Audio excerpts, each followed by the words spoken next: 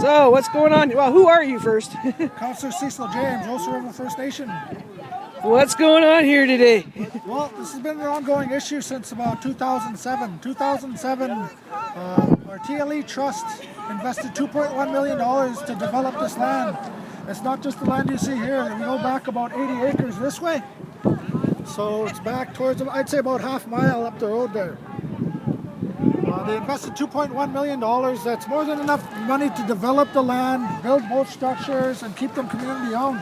But for whatever reason, the chief and council at the time deemed it fit to offer a lease to a person on an undesignated piece of land. According to the Indian Act, we need it designated for commercial use, but that didn't happen. It failed in 2008. It was June 2008. It was put to a referendum and it failed by 2 votes.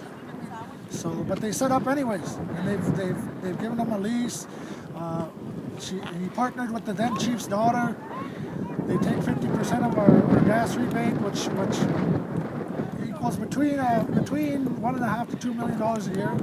So half of that goes to the proprietor, and it's been a real sticky situation for the last couple of years. I've been on council now for 3 years, going into my 3rd term. In the last term, we tried to get an order of possession to take back the land. And for the last year, we've been fighting in the courts to get it given back to the people. At the end of the day, a new election was held, and Terry was able to get a chief and the 2 councillors favorable to him. They're going to drop the lawsuits. They're going to just give this guy whatever the hell he wants now.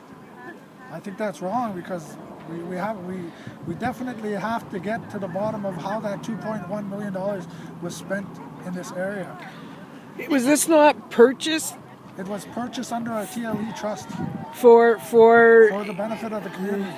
Okay, so initially did Roseau River not own this gas station? No, it was. They purport to it being a privately owned business on undesignated land, and according to Indian Act, that can't happen. Who was the official owner of this? David Dewar, Larry Penner, the gas guy, and then the chief's daughter, Kathy Nelson. But okay. In all the discussions that I've had with Mr. Dewar, he always says, well, that's why we had to put it in Kathy's name, to get around that. So it was nothing more than to get around that fact, you know what I mean? But still, it's a commercial interest on undesignated land, and that shouldn't be allowed to happen. We've been trying to get some help from Aboriginal Affairs, no avail. Now they're probably viewing it an internal issue. Yeah, basically, I guess. But then why have those designation processes if they're not willing to intervene?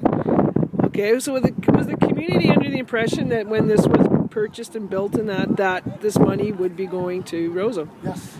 Okay. All right. I heard something about what income is coming into this gas station? 50% of the tobacco tax rebate, and that's it. We have a tobacco tax rebate band assessment with the province of Manitoba. Okay. Taxation division. It's based on Section 87. It's based on the Section 87 exemption of taxes for band individuals.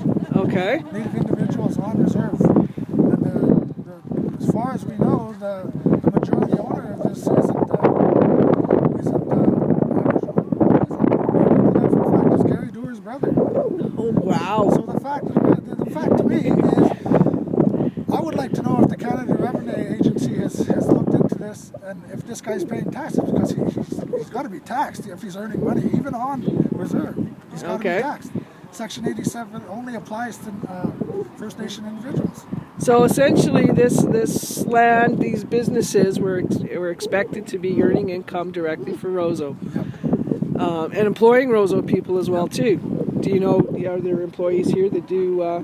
The VLT place here, that's 100% run by Chief and Council, and it's 100% employed by Roseau River. But the gas station? The gas station, I'm not sure. Maybe five people from the reserve, and about 2, and about 27 individuals that are Aboriginal but not from Roseau River.